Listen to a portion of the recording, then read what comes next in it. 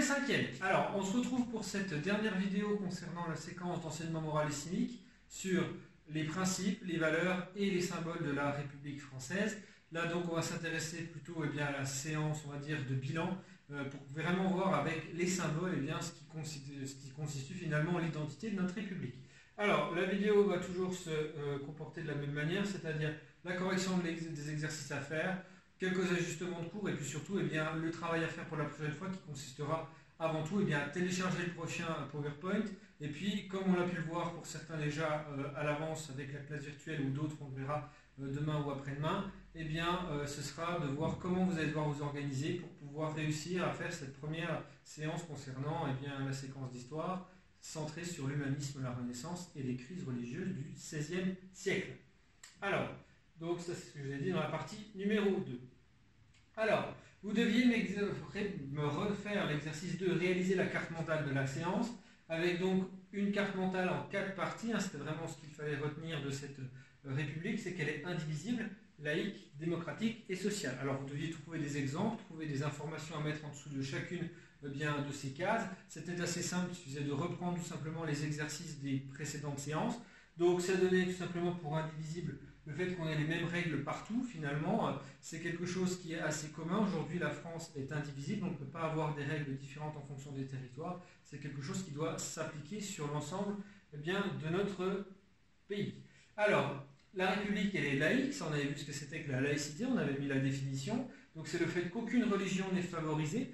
Cela veut dire aussi que chacun a le droit d'avoir la religion ou ne pas avoir de religion s'il le souhaite, et que cette religion peut être pratiquée sans entrave dès le moment qu'elle respecte bien entendu les règles de la République, c'est-à-dire elle ne doit pas remettre en cause les principes de notre République, tout comme les principes de notre Constitution, ça c'est très très important, ce qui veut dire qu'on doit être dans le respect de chacun, le respect tout simplement de la démocratie également.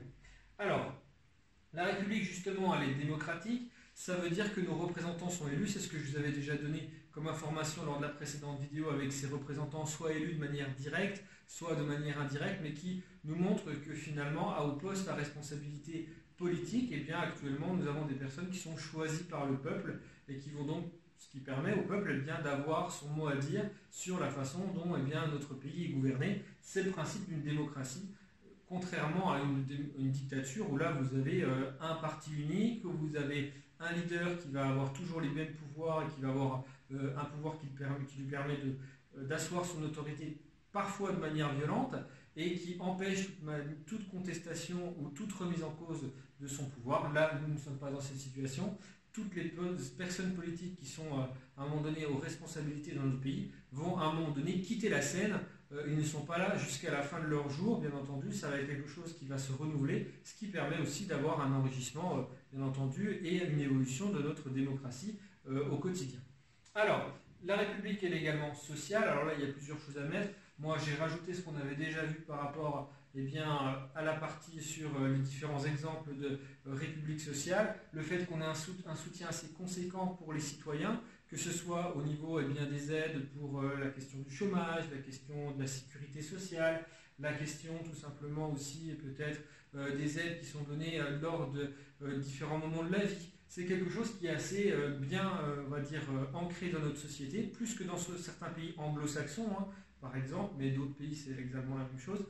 On a un système social qui est globalement assez favorable et assez généreux, même si bien entendu ce n'est pas quelque chose qui est unique. Il y a d'autres pays qui ont d'autres systèmes qui sont aussi intéressants ou qui sont aussi profitables à d'autres, mais bien entendu on ne peut pas non plus considérer que notre pays est dans une situation où c'est seulement les personnes les mieux favorisées qui réussissent et ceux qui sont plus fragilisés qui vont se retrouver dans la misère totale. Non, ça c'est quand même quelque chose qui est ancré dans notre République et c'est essayer d'avoir une population qui soit finalement le mieux possible dans son ensemble. Même si bien sûr il y a quand même des gens qui souffrent, ça il faut en avoir conscience, on n'est pas non plus dans un monde idéal malheureusement. Alors, vous deviez ensuite me faire tout simplement la séance numéro 3, parce que là ça faisait un peu une trace écrite, cette carte mentale que vous aviez. Donc, quels sont les symboles de notre République? Alors moi je vous proposais de me faire simplement l'équivalent de la carte d'identité de la République, ce qui fait en fait office de séance complète, c'est-à-dire que là vous allez avoir tous les symboles vraiment importants qu'il faut retenir, surtout à votre âge en 5e. On ne va pas aller en voir des plus complexes, des plus techniques. On va se concentrer sur l'essentiel, ceux qu'on vous demande de maîtriser à la fin du collège. Alors, vous avez la figure, tout simplement, aujourd'hui, on pourrait mettre Marianne. Ça aurait pu être la figure, peut-être le président de la République. Il faut savoir que dans toutes les mairies, on a un portrait du président. Donc, on peut considérer que c'est le portrait ou l'image de notre République, de manière éphémère, hein, le temps de son mandat. Ça change ensuite. Après, j'ai choisi Marianne, puisque Marianne, c'est vraiment une figure intemporelle. C'est celle qui nous représente dans les mairies aussi, pour montrer tout simplement quel est le visage de notre République. Donc, j'ai choisi Marianne. Au niveau du drapeau, bon là, je pense que qui va se tromper, forcément personne. Le drapeau bleu, blanc, rouge, forcément, qui est aussi un des symboles de notre République, qui est reconnu à travers le monde pour ce symbole fort, hein, bleu, blanc, rouge. Alors pourquoi bleu, blanc, rouge? Ça, on le verra vraiment en détail l'année prochaine lorsqu'on fera, la séquence sur la Révolution française.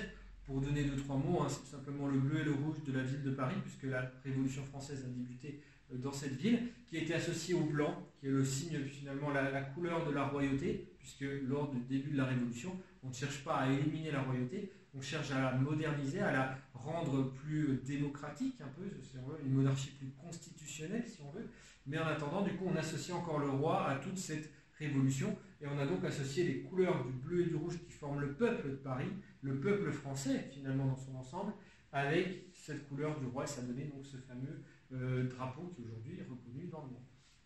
Alors, on a la devise, ça c'est facile, liberté, égalité, fraternité, déjà vu dans une séance précédente, donc facile à retenir. On a déjà vu la signification de chacun de ces mots, je n'y reviens pas. La fête nationale, je pense que vous la connaissez, c'est tout simplement le 14 juillet, qui fait référence toujours à la Révolution française, donc cette date est à connaître.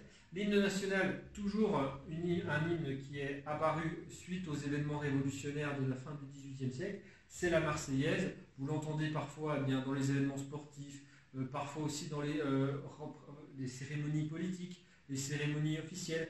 Il faut connaître la Marseillaise un minimum. Sachez que je crois qu'en 4e ou en tout cas en 3e, on la verra un peu plus en détail, puisque c'est quand même assez important de maîtriser au moins les paroles du refrain et des premiers